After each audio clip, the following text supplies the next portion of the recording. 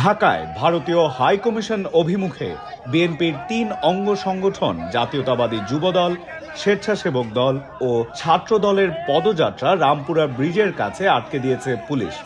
এর আগে আজ সকাল 11:30টার দিকে নয়াপল্টনে বিএনপির কেন্দ্রীয় কার্যালয়ের সামনে থেকে পদযাত্রা শুরু হয়। বাড্ডা অভিমুখী রাস্তায় পুলিশ ব্যারিকেড দেওয়ায় দুপুর 12:35 দিকে পদযাত্রা থেমে যায়।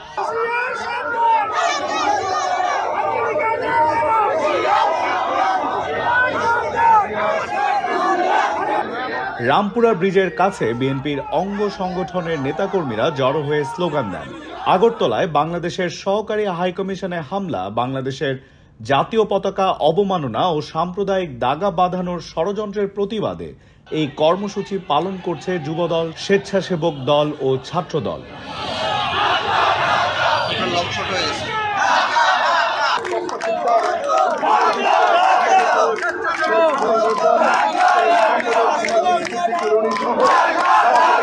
পদযাত্রা করে সংগঠনগুলোর পক্ষ থেকে ভারতীয় হাইকমিশনে স্মারকলিপি দেওয়া হবে।